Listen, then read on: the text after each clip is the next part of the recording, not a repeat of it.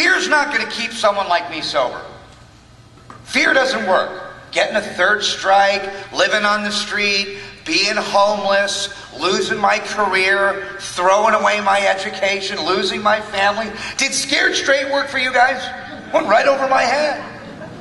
Now the big book talks about the problem drinker and illustrates the problem drinker as someone that can stop or moderate given sufficient reason, right? Big difference between a problem drinker and an alcoholic. Think about it. You get a problem drinker and a real alcoholic in a jail cell for, say, drunk driving. You got two completely different philosophies going on. You got the problem drinker over here sitting on one side of the cell, you know, beating on the table, thinking, man, why'd I have that fifth beer? I knew I shouldn't have drank so much. Why'd I drink so much last night? The real alcoholic sitting over here on the other side of the cell thinking, why'd I take Interstate 4?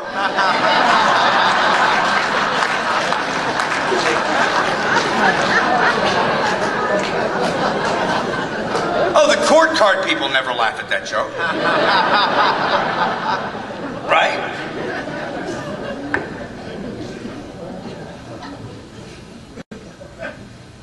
Problem drinker's wife says, honey, if you don't stop drinking, I'm leaving you. Problem drinker cleans up his act, doesn't drink in the house, gets a little Visine.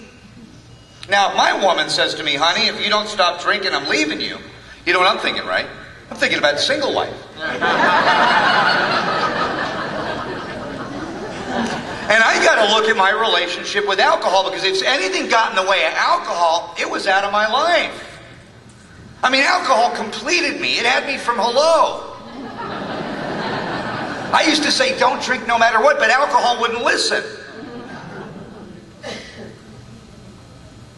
Alcohol was my master. It owned me.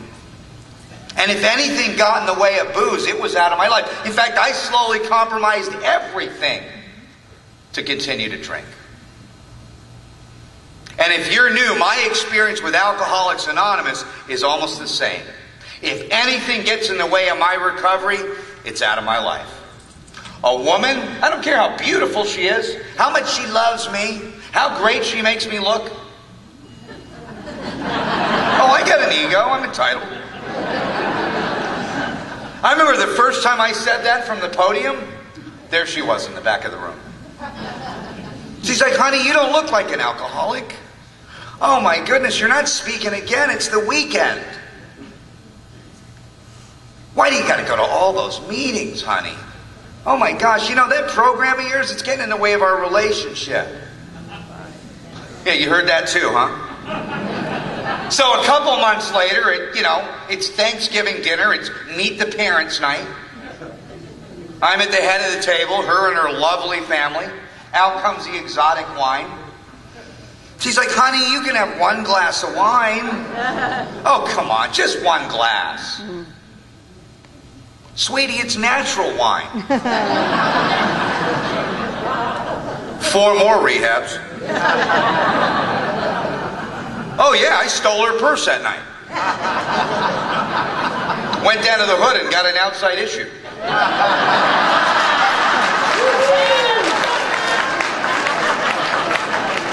So you guys relate to that, huh?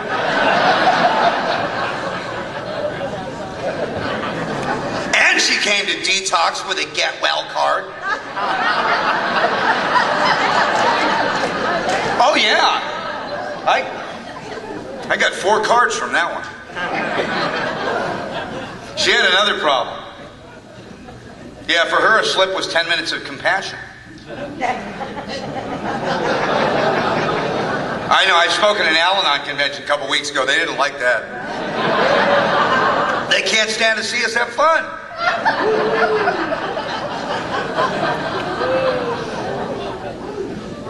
I tried to send her to Codependence Anonymous. She wouldn't go. You know why? She didn't have anyone to go with.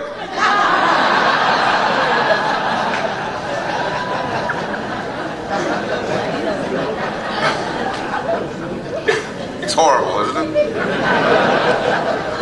I told her when she dies, someone else's life will flash before her eyes.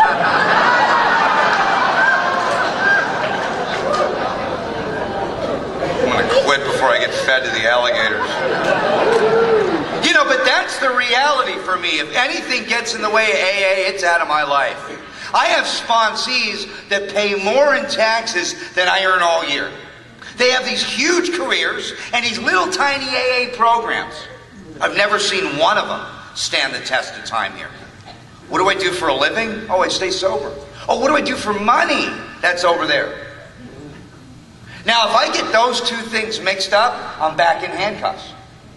I get those two things mixed up, I'm back in an emergency room. Or I get a double header, I'm handcuffed to a gurney in an emergency room.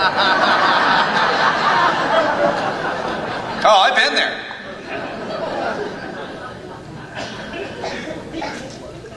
Anything I put in front of Alcoholics Anonymous. In fact, when I look at it, what I would do is I would build Alcoholics Anonymous around my big life. And as my life slowly expanded, what would happen is AA would become more and more inconvenient. And what I've had to do in order to stay here and really thrive is to build my life around Alcoholics Anonymous. So if you're sitting in here and you feel like you're on the outside of this thing looking in, maybe you are. And I had to really think about it. Was I really committed to a home group? Like that triangle, recovery, unity, and service, my head, my heart, and my feet had to be moving in the same direction. My head is inventory, my heart is service, my feet are meetings. That's what being in the middle of it is. And there's a big difference between being in AA and on AA. It's kind of like the difference between being in a submarine or on a submarine. Right? When the ship takes a dive, I guarantee you'll find out if you're in it or on it.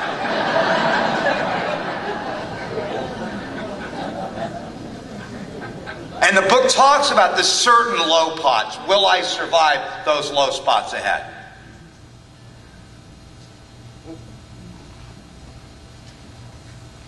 Life or death. See, for me, self-knowledge won't fix me. I've had every relapse prevention class known to man. $500,000 big book, believe me. I've had all the therapy available. And I'm behind a dumpster again on Skid Row in downtown Los Angeles, drunk, drooling on myself with a bottle of whiskey, reciting chapter 5 out of the big book. Right? And the bum next to me is like, will you shut up, man? You're ruining my high. Give me that bottle.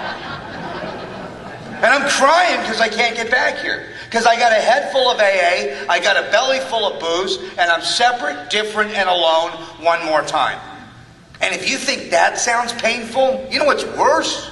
Being in this room tonight, being a real alcoholic and not working the 12 steps. It could be worse. Coming to meetings late, leaving early, not having commitments, not having a sponsor, not being of service. I mean, it's worse. You have no anesthetic. And it's very interesting because, we always talk about the guy in his first 30 days, and we have these moments and milestones of recognition. First 30 days, 60 days. We ought to have a moment of recognition for the guy or girl in their last 30 days. Think about it. You can always spot them. Just ask them how they're doing. I'm fine. I'm like, really? Why don't you tell your face that? But it's a tragedy because you always hear about him later. Remember so-and-so used to sit in the front row? He went home and shot himself. Overdosed. Got a third strike. See, I don't want to be in my last 30 days. I know what it's like to sit in a room or a meeting of Alcoholics Anonymous and be in my last 30 days. And you hear people say, oh, we're all the same distance from a drink. I don't believe that. You think this guy here's got 4 or 5 commitments, working with new people, has a home group, has a sponsor? You think he's the same distance from a drink as this guy here that's doing nothing? And I don't mean you. What you get for sitting in the front row, right? See, all of my life I was one decision away from a drink. And today, between me and that decision, there's a whole world called Alcoholics Anonymous. And it's about commitment, it's about tradition, it's about people like you, it's about rooms like this, it's about a loving higher power in the midst of all of that. And we talk about, you know why the grass is greener over there? It's because they're watering it. And I didn't understand that relationship. And I saw myself one more time back in relapse prevention class, learning about my triggers. Counselor, waking up's a trigger for me. Like, sir, will you please go back to your dorm?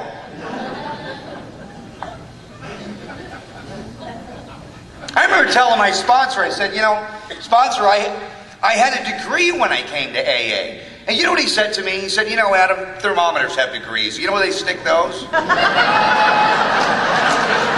was mean, vicious, insensitive to my feelings.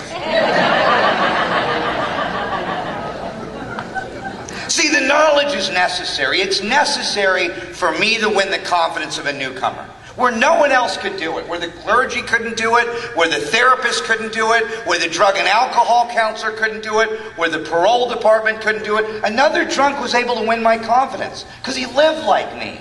He felt like I did. Not just with a drink in his hand, but more importantly, in untreated alcoholism. Another alcoholic was able to win my confidence when we talked about resentment.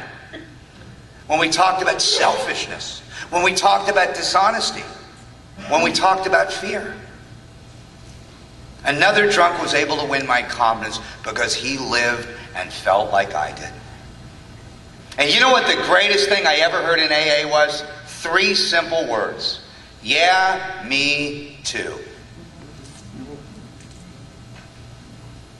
And somehow, through that process, I realized how really the same so many of us are. It was just that simple. On the way over here, we were talking. I know a crowd like this. Do you guys remember Gilligan's Island? Yes. Did you ever notice that Gilligan's Island was the 7 deadly sins? Think about it. The captain was gluttony. Gilligan was sloth. Mary Ann was envy. Ginger was lust, right? Mr. Hell was greed. Come on, I would have killed everyone on the island but Ginger. Maybe I would have kept Mary Ann around for a little drama.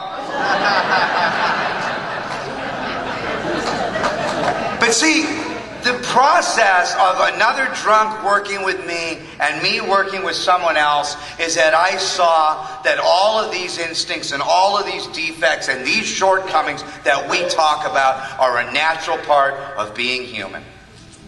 The things that I was so ashamed of, these defects. And it's so common. What I do is I put down the drink and then I pick up the fork. That's gluttony, right? Next thing you know, I'm naked in front of the mirror and I'm crying my eyes out saying, God, I can't live like this. Step 6 and 7. So what do? I put down the fork and then I pick up the credit card. Now I'm going to fix what I did with the fork, right? I'm in liposuction. I'm back at Ross buying clothes, trying to cover it up. Then I'm in bankruptcy court on my knees in step 6 and 7.